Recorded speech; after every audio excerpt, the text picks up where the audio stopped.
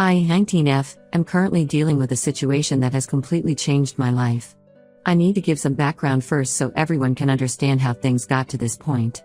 My father Kirk, 45M, raised me as a single parent after my mom left us when I was 4. According to what my dad told me, she had eloped with someone she met at her workplace. I don't remember much about her except for some vague memories of her singing to me before bed and the smell of her perfume. Life wasn't easy after mom left. Dad started working double shifts at different places to support us. During the day, he worked as a warehouse worker, and at night he would do various odd jobs like being a security guard or working at gas stations. We lived in a small rented apartment and not the best part of town, but Dad always made sure I had enough to eat and decent clothes to wear to school. Throughout my childhood, I watched Dad try to find someone new. He got into different relationships, but none of them lasted more than a few months. Some of these women were nice to me, like Linda, who used to bake cookies for me and help me with my homework. Others made it clear they weren't interested in being a stepmother to a young girl. One woman, Margaret, even told Dad straight to his face that she didn't want to date someone with a kid. I remember hearing them argue about it late at night when they thought I was asleep. The only constant support system in our lives was my Uncle Richard, 48M, Dad's elder brother. He helped us whenever we needed it, especially with my education expenses. He would often buy me books and school supplies without even telling my dad because he knew Dad's pride would never let him accept help directly. When I needed a laptop for school projects, Uncle Richard bought it as my birthday present so Dad couldn't refuse. He was also the one who encouraged me to focus on my studies and aim high, always telling me that education was my ticket to a better life. I worked really hard throughout high school, often studying late into the night after finishing my part-time job at a local diner. I managed to get excellent grades and was involved in several school clubs. My teachers encouraged me to apply to top universities, saying I had a real shot at getting in. I applied to several colleges and got accepted into my dream university, which has one of the best programs for my chosen major. The problem was that it would cost way more than what we could afford. I knew Dad was already struggling with our regular expenses and working extra hours just to pay rent. Over the past year, I had noticed some changes in his behavior. He had started hanging out with some new friends who seemed to be into gambling. He would come home late smelling of cigarettes and alcohol, sometimes excited about winning some money, other times quiet and angry after losing. I decided to approach Uncle Richard for help. He was doing well financially with his own business and had always been supportive of my education. When I told him about the college acceptance and explained our financial situation, he immediately agreed to help. He said he would pay for my first year's tuition and help me figure out scholarships and part-time work for the remaining years. He even offered to help me find a cheap apartment near campus. Everything seemed to be working out until last month. Uncle Richard had agreed to send the money for my tuition and first semester's housing. Dad had convinced him to send it to his account instead of directly to the college, saying he would take care of the admission process since he was my legal guardian. I didn't think much of it at the time since Dad had always been responsible with money meant for my education, even when we were struggling. But then I started noticing Dad acting strange. He was staying out later than usual and seemed nervous whenever I mentioned college. One night, I couldn't sleep because of stress about the upcoming admission deadline, and I heard him on the phone in the kitchen. He was talking to one of his gambling buddies about losing a huge amount in poker games and needing to win it back. My heart sank as I listened to him talk about borrowing money from different people to try to recover his losses. When I confronted him about it the next morning, he first tried to deny everything. He said I must have misunderstood the conversation. But when I kept pushing and told him I would call Uncle Richard to ask about the money, he finally broke down and admitted that he had lost most of the tuition money gambling. He tried to justify it by saying he was sure he could win it back with just a few more games, and that he only took the money temporarily. He promised he would figure something out before the college admission deadline. I was devastated. This was money meant for my education, my future. All those nights studying, all those extra hours working at the diner, everything I had worked for was slipping away because of his gambling addiction. I immediately called Uncle Richard and told him everything through tears. He was furious. He tried talking to Dad, but Dad just kept making excuses and promises about getting the money back soon.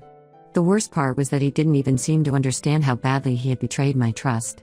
The college admission deadline is approaching fast, and I don't know what to do. I can't even look at my dad anymore. He ruined my one chance at getting into my dream college.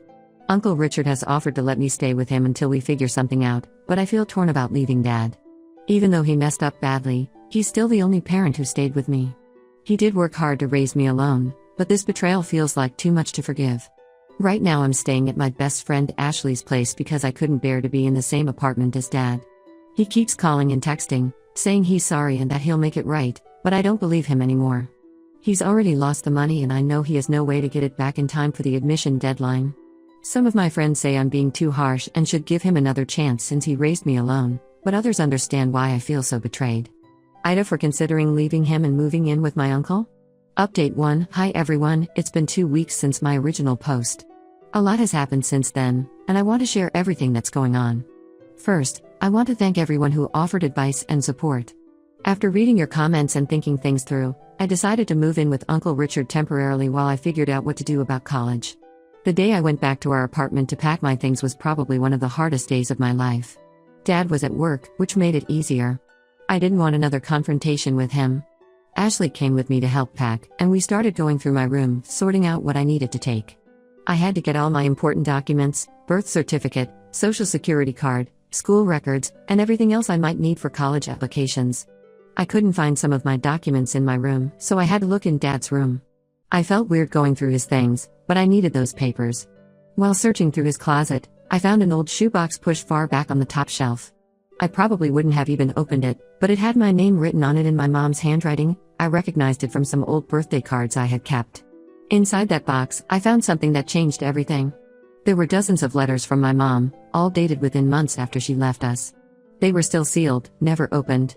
The earliest one was dated just 2 months after she left, and the last one was from about a year after she went away. In all those letters, she was begging Dad to let her see me. She wrote about how leaving was the biggest mistake of her life, how she had realized that the man she left with wasn't worth losing her daughter over, and how she wanted to make things right. Some letters had tear stains on the envelopes. In one of them, I could feel something inside. It turned out to be a small heart-shaped locket with my baby picture in it. She had written that she wanted me to have it, even if she couldn't give it to me herself. Reading those letters made me feel sick to my stomach. Dad had always told me that Mom never tried to contact us after leaving, that she had completely abandoned me and didn't care about what happened to me. I took all the letters with me and spent the whole night reading them at Ashley's place. Each one felt like a punch to the gut. Mom had written about coming to my school to try to see me, but Dad had called the school and made sure they wouldn't let her near me. She wrote about sending birthday presents that I never received. She even wrote about trying to set up a college fund for me, but Dad had refused to accept any money from her. The next day, I went to confront Dad about the letters. He was home when I got there, sitting on the couch watching TV like nothing was wrong. When I threw the letters on the coffee table in front of him, his face went white. He tried to grab them, but I pulled them away. That's when he finally broke down. He admitted everything. Mom had tried to come back multiple times in the first year after leaving. She had realized her mistake within months and wanted to make things right. But Dad was so hurt and angry that he refused to let her see me. He kept saying he thought he was protecting me, that he didn't want me to get hurt when she inevitably left again. But I think he was just being selfish. He didn't want me to have any relationship with her because he was afraid I might choose her over him. Finding out about this secret hurt even more than the gambling incident. He had kept me from having any relationship with my mother. All those years I spent thinking she didn't want me, feeling abandoned and unwanted by her, were based on lies. I tried finding my mom's current contact information online but haven't had any luck yet. Uncle Richard is helping me look for her, but it's been 15 years, and we don't have much to go on. Her name is pretty common, and we don't even know if she kept her maiden name or changed it. Dad keeps trying to explain himself, showing up at Uncle Richard's house or my workplace, saying he did everything for my own good. He claims he was trying to protect me from getting hurt, that he couldn't bear the thought of me going through the pain of her leaving again. But I don't want to hear his excuses anymore. He made decisions about my life without considering what I might want. He took away my chance to know my mother, and now he's taken away my chance to go to my dream college. I'm still staying with Uncle Richard and his wife Sarah, and honestly, it's been really good for my mental health to be away from Dad's drama. Their house is peaceful, and they both treat me with respect. Sarah has been incredibly supportive too, helping me look into other options for college, including some scholarships I might be eligible for. It's strange living in a house where adults actually ask for my opinion about things and listen to what I have to say. Yesterday, things got really bad. Dad showed up at Uncle Richard's house completely drunk. He started yelling in the front yard about how I was abandoning him just like my mother did, how ungrateful I was after everything he had done for me. He was making such a scene that the neighbors came out to see what was happening. Uncle Richard tried to calm him down, but Dad just got more aggressive. He started accusing Richard of trying to steal his daughter and ruin his life. It got so bad that Uncle Richard had to threaten to call the police before Dad would finally leave. The whole incident just confirmed that I made the right decision by moving out. Dad isn't thinking about what's best for me, he's only thinking about himself, just like he did when he kept those letters from me. Some of my relatives have been calling, saying I should forgive him because he's my father and he raised me alone. But how can I forgive someone who not only gambled away my future but also lied to me my entire life about my mother? Update 2. It's been about a month since my last update, and things have taken an unexpected turn. After the incident where Dad showed up drunk at Uncle Richard's house, things got more complicated. For the past few weeks, Dad kept leaving voicemails and sending messages, alternating between apologizing and accusing me of betraying him. He even tried getting some of his relatives to convince me to come back home. One morning, Uncle Richard asked me to sit down for a serious conversation. He and Sarah had been discussing something important, and they wanted to talk to me about it. At first, I was worried they were going to ask me to leave because of all the drama Dad was causing. Instead, they told me they wanted to formally adopt me. I was completely shocked by this offer. Uncle Richard explained that he had always felt responsible for me, especially since he knew about Dad's gambling problems long before the college money incident. He revealed some things that made me understand the situation better. Apparently, Dad's gambling wasn't a recent problem like I had thought. He had been struggling with it for years, probably since I was in middle school. Uncle Richard had tried to help him multiple times over the years, but Dad always refused to admit he had a problem. Whenever he lost money gambling, he would come to Uncle Richard asking for loans, always claiming it was for my education or our living expenses. Uncle Richard showed me a notebook where he had kept track of all the money Dad had borrowed over the years. The amounts were shocking. There were loans for supposed school trips that I never went on, textbooks that were never bought, and even medical expenses for treatments I never received. Richard kept helping because he didn't want me to suffer, but he realized now that he should have taken more direct action sooner. Sarah then shared her perspective. She had been watching the situation for years and had often suggested to Richard that they should do more to help me directly instead of enabling Dad's behavior. She said she had always thought of me as part of their family anyway, and making it official would just be formalizing what they already felt. The adoption offer came with another surprise. Uncle Richard and Sarah said they would fully support my college education, including helping me get into my dream university next year. They suggested I take this year to work part-time, possibly intern at Uncle Richard's company, and retake some classes to improve my application. They even offered to help me find a therapist if I wanted to talk to someone about everything that had happened. While I was still processing all this information, Uncle Richard revealed one more thing. He had hired a private investigator to look into Dad's gambling debts. He wanted to make sure there weren't any dangerous people Dad owed money to who might come looking for payment. The investigation revealed that Dad had taken out several high-interest loans from some shady lending companies. He had even put up our rental apartment's security deposit as collateral for one of these loans. After learning all this, I decided to accept their offer of adoption. It wasn't an easy decision to make. Despite everything, there was still a part of me that felt guilty about legally separating myself from Dad. But I knew it was the right choice for my future. Uncle Richard and Sarah could provide the stability I needed to achieve my goals, and more importantly, they respected me enough to be honest with me. Dad found out about this somehow, probably through one of the relatives he had asked to talk to me. He completely lost it. He started sending me angry messages, accusing me of betraying him and saying I was letting Uncle Richard steal his daughter. He claimed that Richard had always been jealous of him and had planned this all along. When I didn't respond to his messages, he started posting angry rants on social media about how his daughter and brother had betrayed him. I blocked his number and all his social media accounts.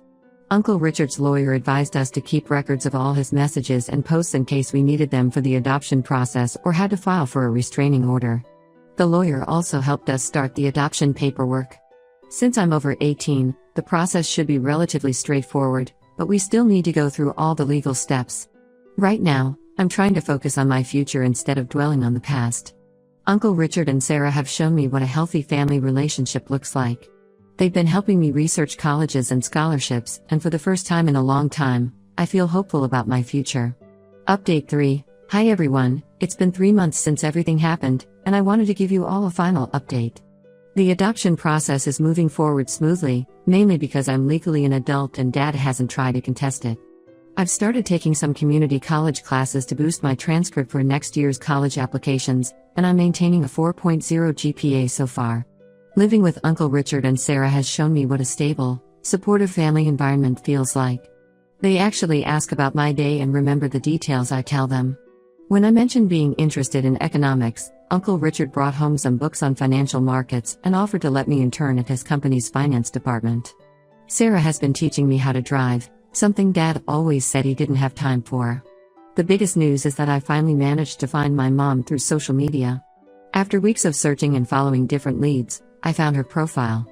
She's living in Colorado now, married to someone different from the person she left with, and has 2 kids. I have half-siblings I never knew about. I spent days trying to decide whether to contact her or not. Finally, I sent her a message explaining who I was. She responded within minutes, and we ended up having a long video call where we both cried a lot. She explained her side of the story, how young and unhappy she had been in her marriage with Dad, how the other man had convinced her she deserved better, and how quickly she realized she had made a terrible mistake. She showed me a box where she had kept every newspaper clipping about my school achievements that she could find online or through distant relatives. While I'm not ready to have a close relationship with her yet, it feels good to at least know the truth. She's been very respectful of my boundaries and hasn't pushed for more than I'm comfortable with. She just wants me to know that she never stopped thinking about me and that she's there if I ever want to know more about her side of the family.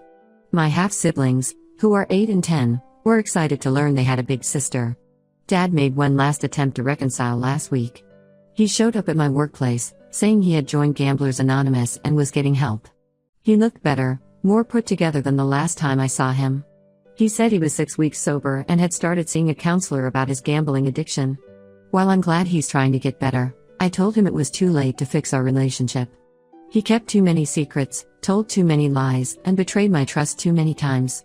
He started crying, saying he understood now how much he had hurt me and that he would spend the rest of his life trying to make it up to me if I gave him the chance. But I realized that I don't want to spend my life waiting for him to become the father I needed. I told him I forgave him for my own peace of mind, but that I needed to move forward with my life without him in it. I'm focusing on my future now. Uncle Richard and Sarah have been amazing, helping me plan for college and teaching me about managing money responsibly. I've started therapy to deal with all the trust issues this situation has caused, and it's actually helping. I'm even thinking about majoring in psychology now, alongside economics. Sometimes I feel sad about how things ended with Dad, but I know I made the right choice for myself. My therapist says it's okay to miss the good parts of our relationship while still acknowledging that it wasn't healthy. I hope Dad sticks with his recovery program and builds a better life for himself. But my life is with Uncle Richard and Sarah now, and for the first time in years, I feel like I can actually plan for my future without worrying about everything falling apart. I probably won't update again unless something major happens. Thank you all for your support throughout this journey. It really helped to have people validate my feelings and support my decisions during this difficult time.